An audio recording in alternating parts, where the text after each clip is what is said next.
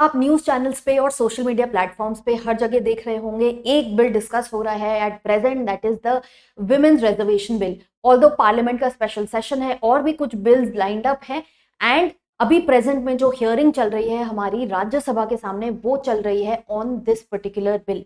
तो आज की इस वीडियो में हम इसी बिल को डिस्कस करेंगे, ये समझेंगे कि इस बिल की एक्चुअल इंप्लीकेशन क्या है, ये इसकी जो टेक्स्ट जिस तरह से ये वर्डेड है उसका एक्चुअल में क्या आउटपुट निकल के आता है। Because for us being in the legal industry हमारे लिए समझना बहुत जरूरी है कि इसका एक्चुअल लीगल इम्पैक्ट क्या है। फर्दर हमारे एग्जामिनेशन पॉइंट ऑफ व्यू के पर्पज से भी ये बिल बहुत इंपॉर्टेंट बनता है। तो स्टार्ट करते हैं with this video. Hi guys, I am Ayushi, your mentor for law based examinations and welcome to law digest. तो हम जो ये विमेन्स रिजर्वेशन बिल की बात कर रहे हैं, this is actually in the form of a constitutional amendment. जैसे कि आप स्क्रीन पर देख रहे हो, कॉन्स्टिट्यूशनल 128 अमेंडमेंट बिल है ये। So if you will understand, अगर कॉन्स्टिट्यूशनल अमेंडमेंट की जहां पे भी बात होती है, सो इट इज वेरी इंपॉर्टेंट कि इट इज रादर नेसेसरी कि वो बिल 2/3 मेजोरिटी से पास हो। फर्दर अगर स्टेट्स का इंटरेस्ट इन्वॉल्व है तो 50% रैटिफिकेशन चाहिए फ्रॉम द स्टेट्स। तो ये बिल क्योंकि डील करता है विद द कॉन्स्टिट्यूएंसीज, तो it is affecting the states and that is the majority that we need. Now bill जो है वो कैबिनेट के अप्रूवल के बाद लोकसभा में इंट्रोड्यूस हो चुका है। अंडरस्टैंड दिस, मैं पहले वीडियो में एक्सप्लेन कर चुकी हूँ आपको कि बिल का क्या प्रोसेस होता है, क्या जर्नी होती है, कैसे बिल पास होता है, first reading, second reading, all these things. तो सबसे पहले कैबिनेट का अप्रूवल जरूरी है, जो प्रेजेंट में सरकार है उनकी तरफ से अप्रूवल जरूरी है। अब ये बिल जो है हमारा लोकसभा में इंट्रोड्यूस हुआ है। पास्ट में ऐसा भी हुआ है कि ये बिल सेम, बिकॉज आपने सुना भी होगा कि ये बिल काफी टाइम से 27 ईयर्स से पेंडिंग है, तो राज्यसभा में भी ये बिल इंट्रोड्यूस हुआ है क्योंकि राज्यसभा जो है वो एक परमानेंट बॉडी है। तो अगर वहां पे बिल इंट्रोड्यूस हुआ है एंड उसको प्रोसेस होने में टाइम लग रहा है तो देर आर चांसेस कि वो बिल पास हो सके। हाउएवर अगर लोकसभा में बिल इंट्रोड्यूस होता है 5 साल के अंदर नहीं अगर उस बिल पे कोई स्टेप लिया जाता है final, then that bill lapses, because Lok Sabha जो है वो हर 5 साल में डिसॉल्व हो जाती है। Now this bill has been introduced in Lok Sabha. Further हम क्या देख रहे हैं इस बिल के थ्रू, क्या फीचर्स हैं इस बिल के। अगर आप बिल को पढ़ने बैठोगे तो जो लैंग्वेज यूज करी है दैट सॉर्ट ऑफ टेक्निकल, शायद आपको थोड़ी डिफिकल्टी होगी समझने में, बट आई वुड से कि अगर आप एक लॉ स्टूडेंट हैं या आप लॉ सीखना चाहते हैं तो ज़रूर बिल की कॉपी खोल के पढ़िएगा, because that really helps you understand कि एग्जैक्ट लेटर ऑफ लॉ क्या है और हमें उसको कैसे इंटरप्रेट करना है। अब अगर हम फीचर्स ऑफ दिस बिल की बात करें तो वी नो कि it is introducing reservation for women. Now this reservation for women has been dealt in the next slide. I'm going to tell you the sections. 1/3 reservation हमारा जो है ये women के लिए हो रहा है। अब वो किस रिस्पेक्ट में हो रहा है अभी हम आगे बात करेंगे। कॉमेंसमेंट ऑफ रिजर्वेशन, ये बहुत इंपॉर्टेंट क्लॉज है यहाँ पे क्योंकि इसी के बारे में एक्चुअली मेन डिबेट है। विमेन रिजर्वेशन काफी लोगों की डिमांड है काफी टाइम से, बट जो डीलिमिटेशन का पॉइंट यहाँ पर प्रेजेंट है that is the basic dispute, वो भी अभी हम आगे डिस्कस करेंगे। Further there will be rotation of seats based on this delimitation exercise, क्योंकि ये बिल पहले भी इंट्रोड्यूस हो चुका है 2008 की अगर हम बात करें तो वहां पर क्या था कि rotation would have been on the basis of elections, अब यहाँ पर है डीलिमिटेशन एक्सरसाइज के बेसिस पे। सो अगर जो सेक्शंस इंट्रोड्यूस किए जा रहे हैं वो आप देख रहे हो 239AA, 330A and 332A। Now ये जो 239A अगर आप सेक्शन देखो deals with NCT of Delhi. Now further 330 और 332 की अगर हम बात करें, 330 प्रोवाइड करता है लोकसभा में reservation for SC/ST categories and 332 provide करता है लेजिस्लेटिव असेंबली में रिजर्वेशन फॉर SC/ST कैटेगरीज। इसमें फर्दर आगे एडिशन किया जा रहा है कि जो लेजिस्लेटिव असेंबली है दिल्ली की, not of any other union territory, only Delhi is mentioned, तो दिल्ली की यूनियन टेरिटरी में आपका जम्मू कश्मीर पुडुचेरी इंक्लूडेड नहीं है, उसमें हम रिजर्वेशन देंगे to women. Firstly it says there shall be reservation for women, so ये तो क्लियर है कि रिजर्वेशन वुमेन को देना है। देन फर्दर जो क्लॉजेस हैं वो शिफ्ट कर जाते हैं मे बी पे। They say that may be approximately 1/3 seats can be reserved.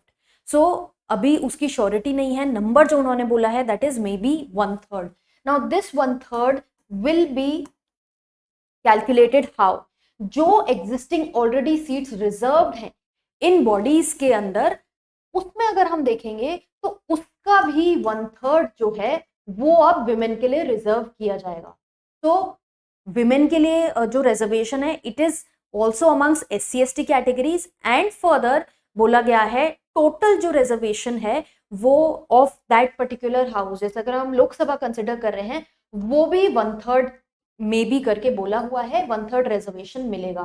So it is at horizontal level कि आपका SC/ST में भी रिजर्वेशन मिलेगा, जनरल में भी रिजर्वेशन मिलेगा। जो जनरल में रिजर्वेशन मिलेगा उसमें ये वाला जो रिजर्वेशन है वो इंक्लूडेड है।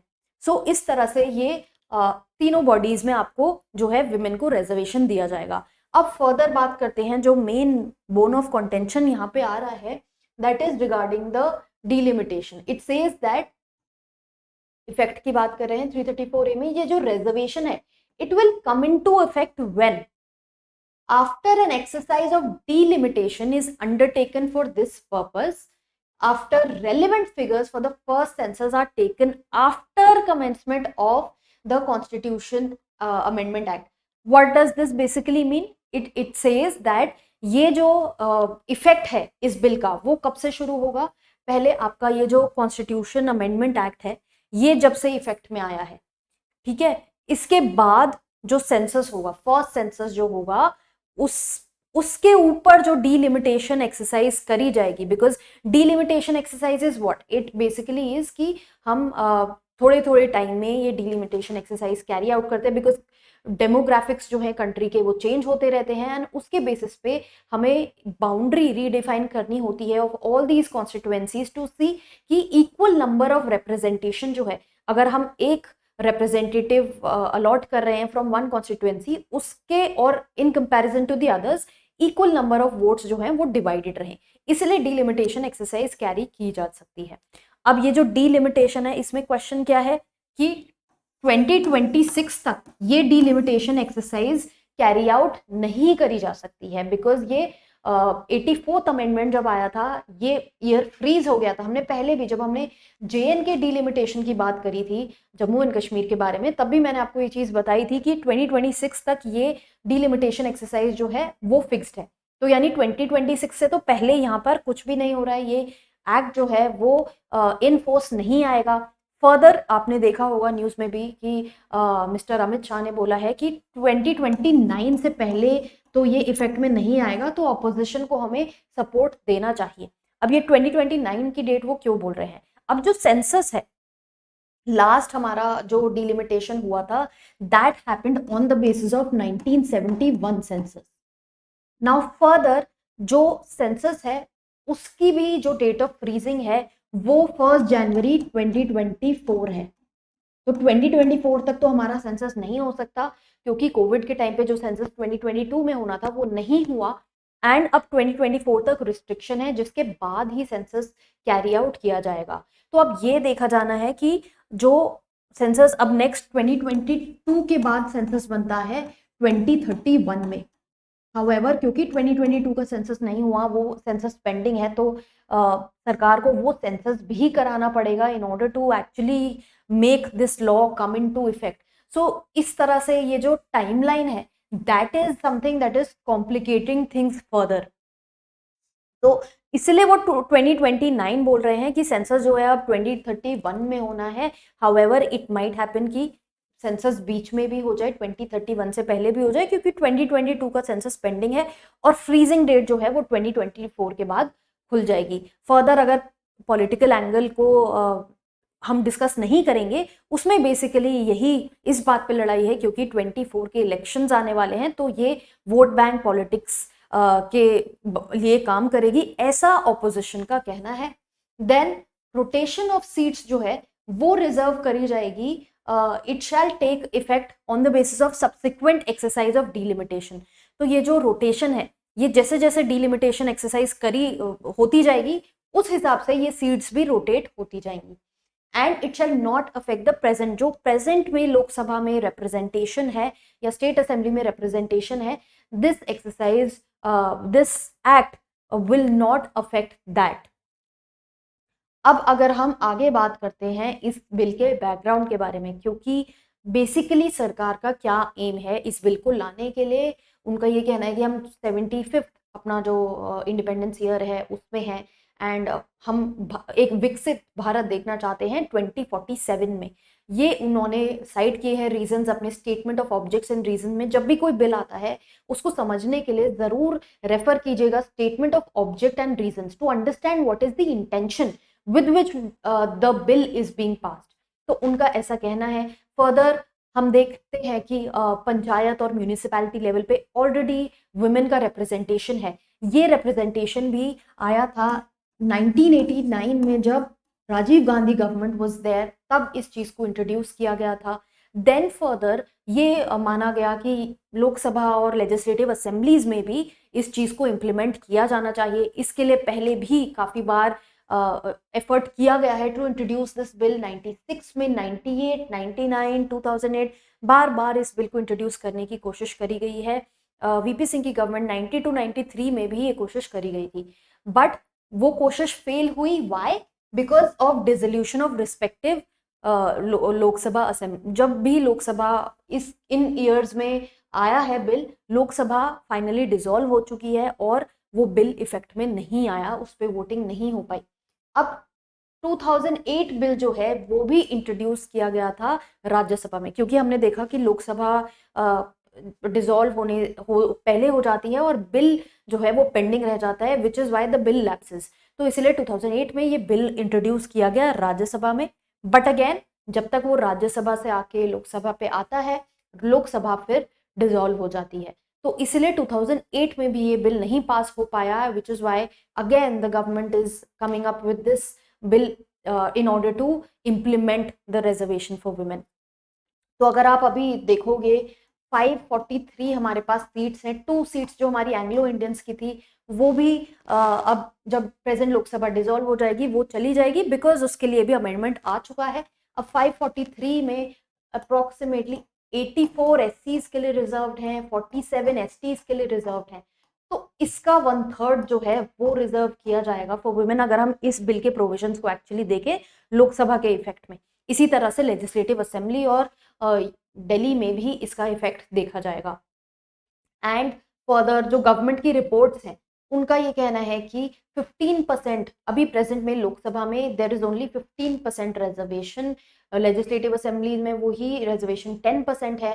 तो उस चीज को बढ़ाना चाहिए, उस चीज को आगे क्योंकि विमेन को रिजर्वेशन देना कंट्री में जरूरी है ताकि कंट्री आगे प्रोग्रेस करे, सोसाइटी प्रॉस्पर करे। तो इसके लिए ये बिल एक्चुअल में लाया जा रहा है, that is the object behind it. I hope कि आपको थोड़ा सा क्लियर हुआ होगा एक सिंप्लीफाइड मैनर में। I try to explain, because if you read the bill you might get confused कि बिल के क्या प्रोविजंस एक्चुअल में कहना क्या चाह रहे हैं, थोड़ी सी कॉम्प्लिकेटेड लैंग्वेज है। So which is why I thought of coming out with this video, ताकि आपके लिए चीज़ें सिंप्लीफाई हो सके। एंड आई होप कि अब आपको थोड़ा सा क्लैरिटी आई होगी बिल पे। अगर आपको अभी भी कोई क्वेरी है उसको कमेंट बॉक्स में डालिए। हम देख रहे हैं प्रेजेंट में राज्यसभा में हियरिंग चल रही है, उनका टेक अब इस बिल पे क्या रहता है, that's very important. We are hearing all kind of arguments and we will not get into those arguments, because obviously जब भी कंट्री में कोई बिल आता है उस पर डिस्कशन तो होता ही है। Let us see what will be the fate of this bill and further parliament में स्पेशल सेशन आया है, एजेंडा में कुछ उन्होंने और बिल्स के बारे में बताया था कि जो वो पास करेंगे इन दिस ये 5 डेज का जो सेशन है उसमें देखते हैं कौन सा बिल पास होता है, क्या सिचुएशन रहती है। Just stay updated with us because we will keep posting videos on these things, we do keep posting। और भी कोई legal update, legal current affair जो आप जानना चाहते हो या अपने एग्जामिनेशन के लिए आपको कोई हेल्प चाहिए, वो सारी वीडियोस हम इस चैनल पे कवर करते रहते हैं। तो make sure you are following us here, आपने सब्सक्राइब किया है and also follow us on Instagram.